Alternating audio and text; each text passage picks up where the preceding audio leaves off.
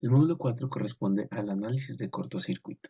Este módulo será dictado por el ingeniero Santiago Arias Guzmán, quien es magíster en ingeniería eléctrica y candidato a doctor en ingeniería eléctrica.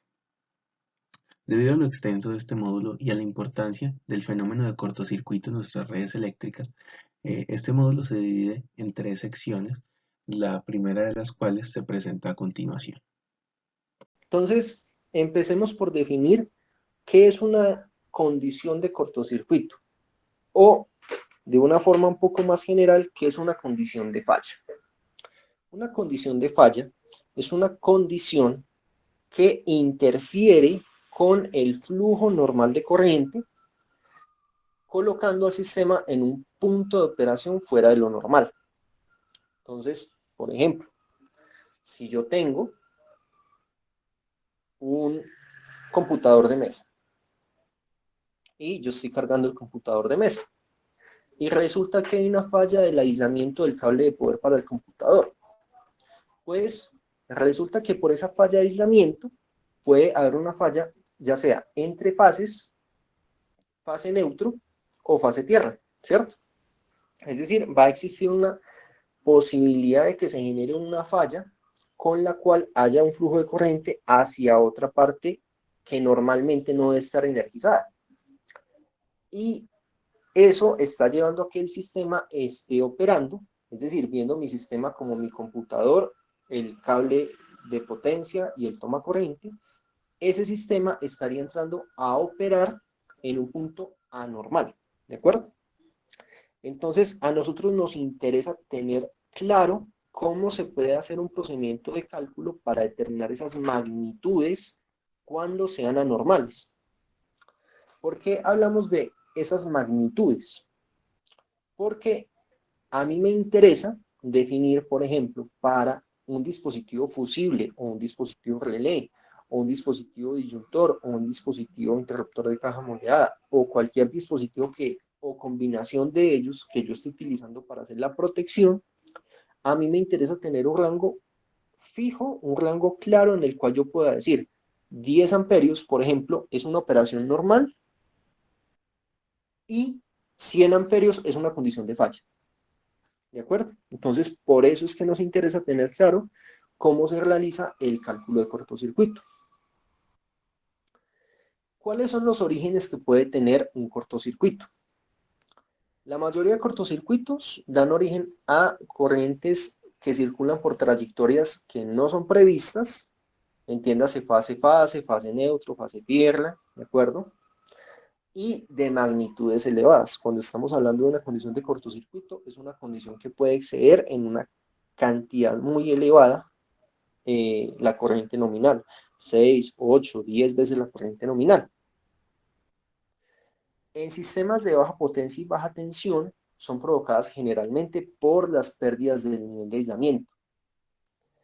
Entonces, particularmente si ustedes se ponen a ver condiciones que a uno le interesa ver en instalación de baja tensión, son condiciones que no vayan a llevar a una pérdida de las características físicas de los elementos que evitan una falla. Entonces, por ejemplo, el aislamiento eléctrico. O, por ejemplo, si hay una mala conexión y hay unos puntos calientes, ¿cierto? O si existe, por ejemplo, esto parece muy elemental, pero es algo que puede pasar. Si yo tengo una tubería metálica por la cual pasan los conductores y yo tengo el final de esa tubería y resulta que el final de esa tubería es filoso, pues eso puede producir que se rompa el aislamiento del conductor. Es decir, posibilidades que generen una falla del aislamiento del conductor son muchas, que debemos tener en cuenta que pueden ocurrir y las cuales son fuentes de cortocircuitos. En los sistemas de alta tensión, la mayoría de las fallas se producen por descargas atmosféricas que dan como resultado el flameo de aisladores y la aparición de nuevas rutas de corriente a través del aire ionizado. Ya vamos a ver una descripción más completa de por qué se genera ese cortocircuito por las descargas atmosféricas, pero es importante que lo tengan en cuenta. En sistemas de alta tensión, lo que ya me puede generar cortocircuitos también está asociado a las descargas atmosféricas.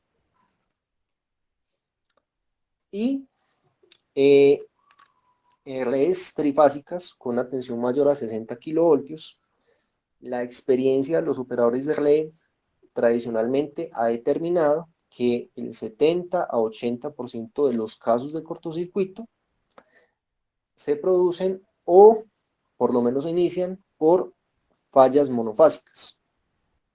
Y un porcentaje muy bajo, el 5%, involucra directamente las tres fases. ¿Por qué algo? La salvedad de que normalmente se producen o por lo menos se inician como fallas monofásicas. Porque es posible que una falla monofásica desencadene a una falla bifásica o trifásica.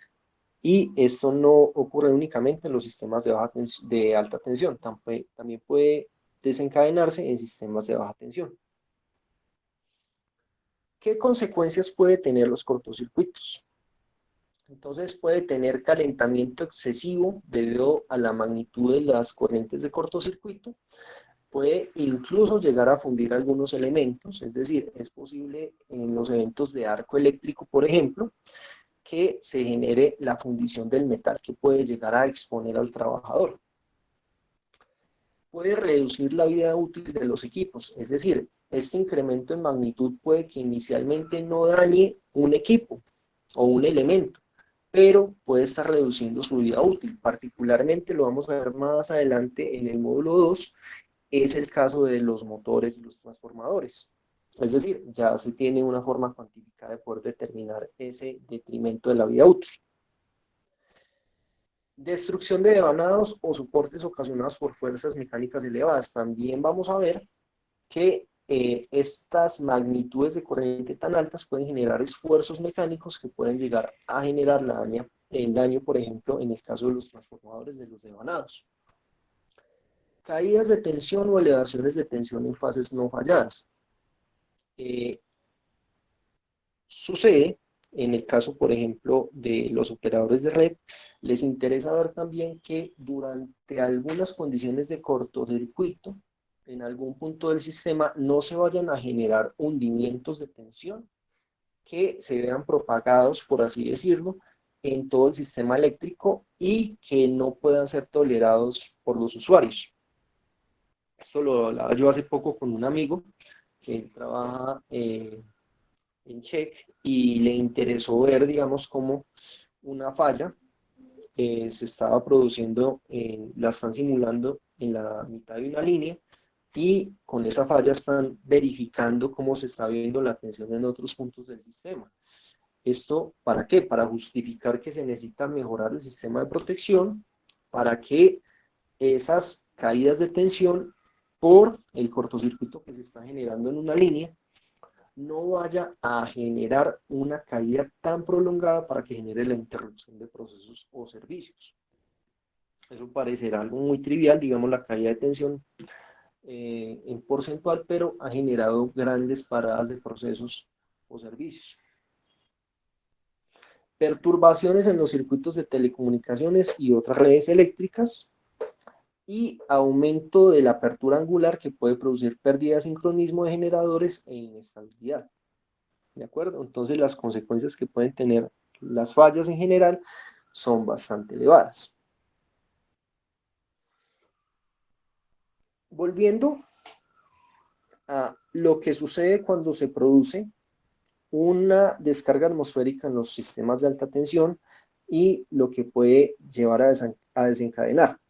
Entonces tenemos que se puede llegar a dar el flameo de aisladores, en la cual cuando se genera una elevada tensión por una descarga atmosférica, crea caminos de aire ionizado entre los conductores de la línea de transmisión y la torre metálica que se ve visiblemente como un arco eléctrico, como lo pueden ver ustedes en la figura de la parte de abajo, ¿de acuerdo? Donde aunque yo tenga el aislador, tengo un arco eléctrico que básicamente está pasando por el aire ionizado. Resulta entonces que este arco, como lo están viendo ustedes en pantalla, se vuelve un conductor entre el conductor y la Tierra. ¿Qué es lo que sucede? El aire normalmente no es un buen conductor, pero cuando alcanza cierta temperatura, se vuelve un buen conductor. Cuando alcanza ese punto, que originariamente se dio por una descarga atmosférica, la descarga atmosférica se detiene, ¿cierto? Pero una vez ionizado el aire, resulta que pueden haber niveles de tensión en el cual ese arco permanezca, ¿de acuerdo? Permanezca sostenido hasta que se interrumpa el sitio donde se está dando dicho arco, ¿de acuerdo? Entonces, las tensiones en las líneas de transmisión no son capaces de generar esa ionización en el aire, pero la pueden mantener después de que ya haya existido. Lo vamos a ver también en el módulo 3, que particularmente también se tiene en consideración que en sistemas de baja tensión también se puede generar dicho arco, que es menos probable que se genere y obviamente pues con un nivel de corriente mucho más bajo, pero es posible tenerlo en cuenta para que evitemos algunos riesgos eléctricos.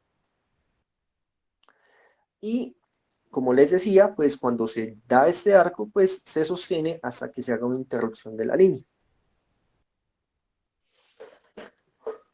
Con todo lo que les he mostrado hasta ahora, pues ya podemos hacernos la pregunta sobre qué es lo que queremos determinar con un análisis de cortocircuito, a qué queremos llegar. Entonces vamos a querer determinar cuáles son las magnitudes de corriente para fallas simétricas en estado subtransitorio, transitorio y estacionario. Vamos a querer determinar esa misma magnitud en caso de fallas asimétricas y para cada fase, entiéndase falla simétrica, línea neutro, línea línea, línea línea neutro, ¿de acuerdo? Y en condición de estado transitorio, determinar el valor de las tensiones residuales en los nodos no fallados durante una falla simétrica, es decir, con eso vamos a poder determinar cuánto cae la tensión en mi sistema a partir de una falla en cualquier punto.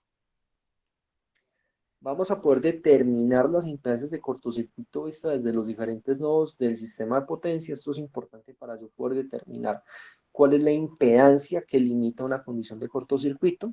Lo vamos a ver un poco más adelante. Y todo esto que les acabo de mencionar lo vamos a hacer a partir del estándar IEEE 242. Entonces, cuando hablamos del estándar IEEE 242, lo hablamos porque recuerden ustedes que este estándar es la guía para poder hacer la protección de los sistemas comerciales e industriales, ¿de acuerdo? Y particularmente, esta norma presenta una metodología para poder hacer el cálculo de las magnitudes de cortocircuito. ¿Qué parámetros son los que me pide tener en cuenta este estándar para poder hacer ese análisis? Me pide hacer la selección del sistema de distribución, es decir, seleccionar claramente cuál es el sistema eléctrico sobre el cual voy a hacer el estudio, hacer un análisis de las cargas. No es lo mismo decir que voy a estar haciendo un análisis para unas cargas que son netamente resistivas, netamente inductivas, netamente capacitivas, ¿de acuerdo? Porque, por ejemplo, una carga que tiene un comportamiento inductivo, los motores. Los motores pueden dar aportes a la magnitud de corriente de cortocircuito. Adicionalmente, hacer una selección del sistema de protección. ¿Por qué es importante esto? Porque en algunos casos pueden haber estudios que estén corriendo sobre sistemas eléctricos que ya estén en operación, como puede ser modificaciones del sistema o ampliaciones. Y es importante tener en cuenta si ya se tienen dispositivos de protección. Esto para determinar, por ejemplo, si son adecuados, si van a tolerar las magnitudes o los esfuerzos a los cuales se van a ver sometidos. ¿De acuerdo? Esta información es un insumo para hacer el cálculo de cortocircuito. Y adicionalmente, pues vamos a tener en cuenta las siguientes contribuciones. Contribución del operador de red, contribución desde la generación, porque el usuario puede tener cogeneración, y distribución de los motores. Normalmente, cuando yo tengo entonces ya después el análisis de cortocircuito, esto me va a permitir a mí hacer la selección de los dispositivos de protección y verificar si es necesaria alguna modificación de lo que tiene el sistema eléctrico y realizar una coordinación. Y con esto determinar cómo deberían ser los esquemas de mantenimiento, prueba y calibración. ¿De acuerdo? El día de hoy nos vamos a enfocar únicamente en lo que estamos viendo en la pantalla, ¿de acuerdo? Lo que estamos viendo resaltado en cuadros de color rojo. Pero para esto pues necesitamos ver algunas definiciones básicas de potencia, ¿de acuerdo? Inicialmente, recordemos que existe una definición de la potencia instantánea que fluye a través del sistema. Si yo tengo una tensión que está siéndole aplicada alguna carga, a la cual yo conecto alguna carga, dependiendo de la impedancia de dicha carga, pues yo voy a tener una corriente que va a empezar a fluir por ella. Y yo puedo definir a la potencia instantánea como la multiplicación de tanto la tensión como la corriente. Recordando que la tensión y la corriente van a tener una magnitud y va a existir un desfase entre ellas a partir de la carga que yo tenga conectada. Recordemos también que voy a tener una periodicidad con la cual estas formas de onda van a presentar unos picos, tanto positivo y negativo, ¿cierto? Esto, como se los estoy definiendo en el momento de ahora, es haciendo una consideración únicamente de cargas RLC. No estamos haciendo una consideración de cargas de electrónica potencia que puedan modificar la forma de onda, ¿de acuerdo? Como es el caso de los dispositivos que hacen una conversión AC-DC o DC-AC, ¿de acuerdo? Si yo amplío la cantidad de fases que estoy incluyendo en el sistema eléctrico, pues yo puedo definir que la potencia instantánea sería la sumatoria de la multiplicación de la tensión de fase por la corriente de fase, ¿de acuerdo? Y este planteamiento se puede extender para una cantidad de n hilos donde voy a tener n-1 tensiones que estoy midiendo y n-1 corriente que estoy midiendo y pues una fase que me estaría sirviendo como el retorno, ¿de acuerdo? También podemos definir que la potencia instantánea para un circuito RLC se puede expresar mediante la siguiente ecuación. Entonces, en esta ecuación lo que están viendo ustedes es la forma en que se distribuye para los elementos R, L y C. Recordar que también podemos definir,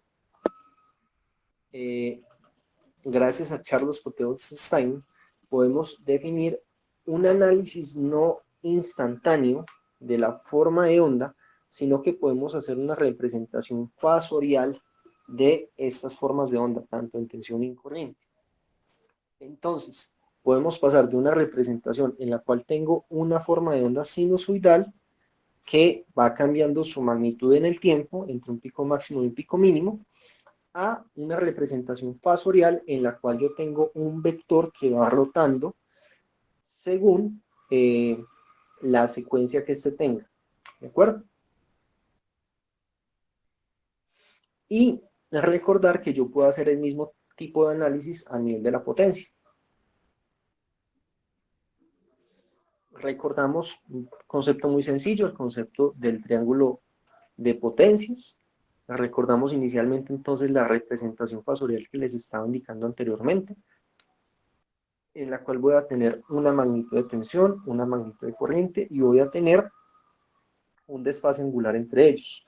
Dicho desfase que está dominado por la carga a la cual esté yo alimentando.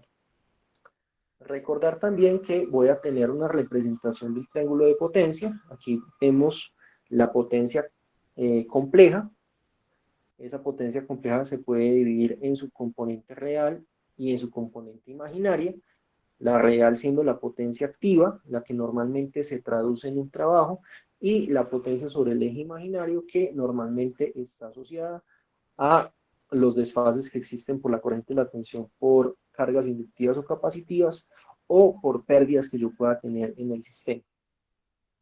Si ustedes ven un curso de calidad de la potencia eléctrica, ustedes verán que existen definiciones adicionales a las que les estoy presentando en pantalla, pero quiero que entiendan que para lo que necesitamos ver, vamos a manejar únicamente esta definición, ¿de acuerdo? Eso es por si el día de mañana ustedes llegan a ver definiciones adicionales que otros investigadores están proponiendo.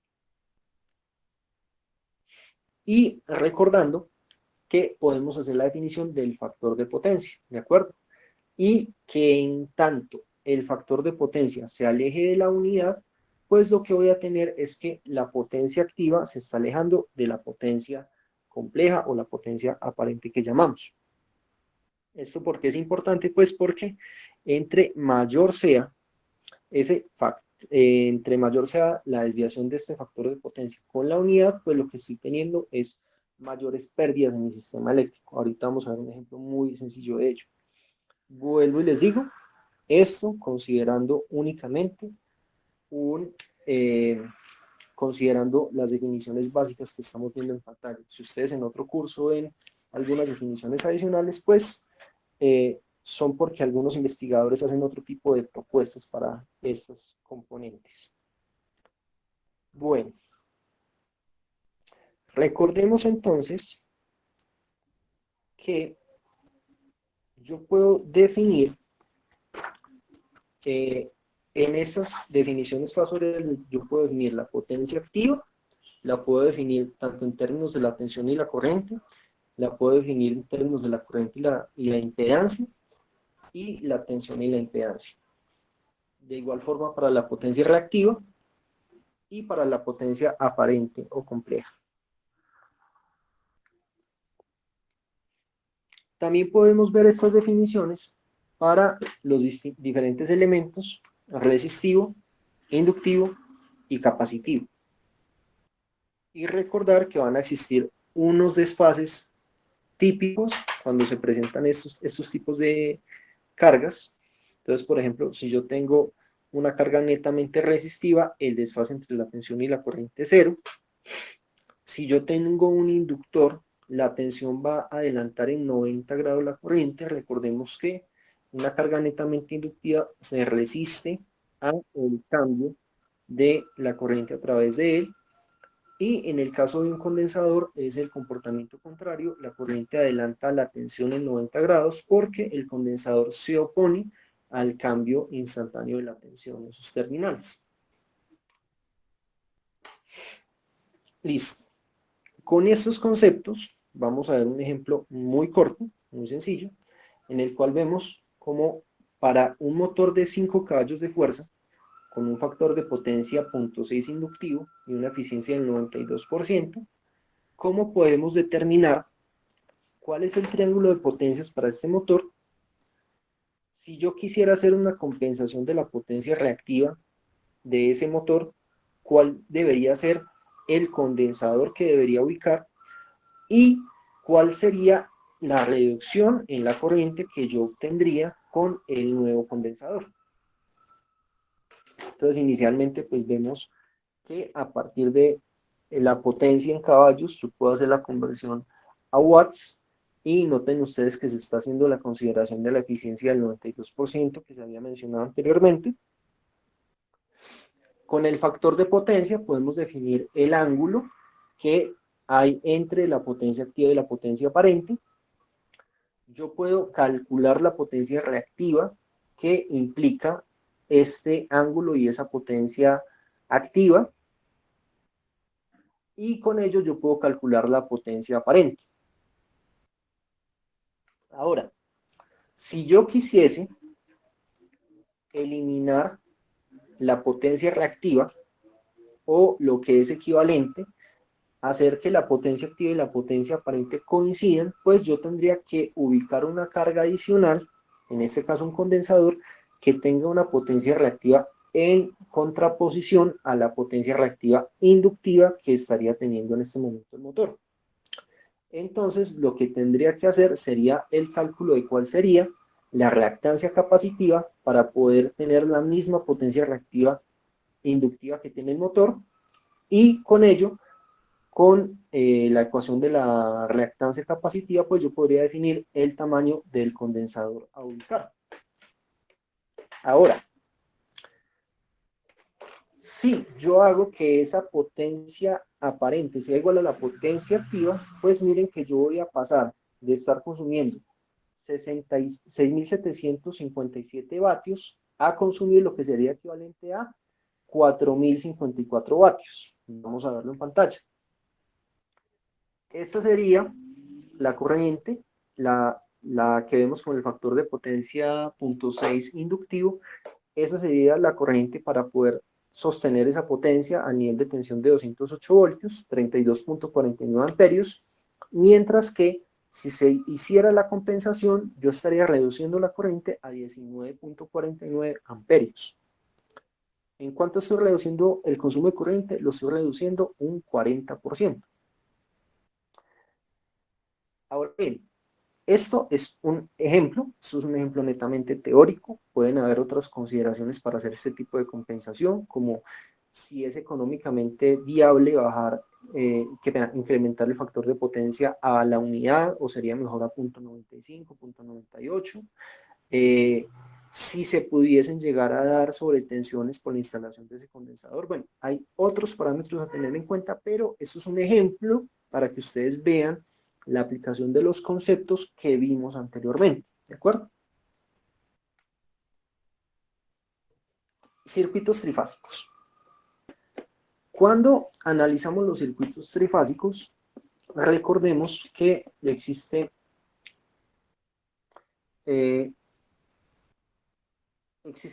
la forma de verlos representados, como ya les he indicado, de forma fasorial. Cuando los vemos indicados de forma fasorial, recordemos que el comportamiento típico es tener a las tres fases con una magnitud que debería asemejarse a un sistema balanceado, y el desfase entre las tres tensiones de fase debería ser de 120 grados, ¿cierto? Cuando yo ya estoy hablando de tensiones fase-fase, lo que normalmente vemos en la pantalla es que se hace una rotación de un vector 180 grados, como lo vemos por ejemplo en el caso de la tensión fase-fase BC, es decir, el vector morado que está hacia el sur, y lo que estamos viendo es que estoy tomando la fase B y le estoy sumando el vector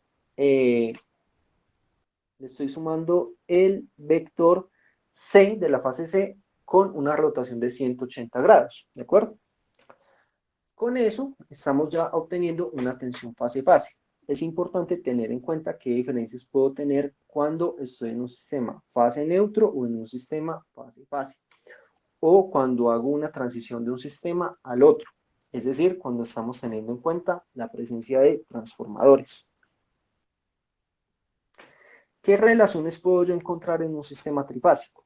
La siguiente: si el sistema está balanceado, la sumatoria de las corrientes de fase debe ser igual a 0.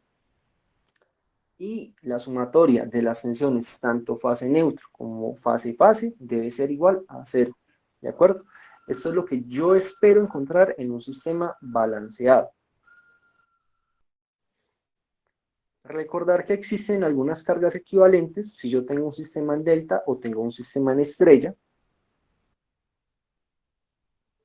Y recordar que si yo tengo un sistema Y con presencia del sistema de puesta a tierra, pues yo espero que por ese neutro la sumatoria de las corrientes sea igual a la corriente del neutro, pero que si tengo un sistema balanceado, esa corriente que pase por el neutro sea normalmente 0. ¿De acuerdo? Recordar que puedo tener circuitos equivalentes, tanto en delta como en estrella, y que cuando yo tengo un sistema trifásico, si yo tengo una carga balanceada, yo puedo hacer el equivalente a un circuito monofásico, es decir, yo puedo reducir la complejidad del análisis de ese circuito.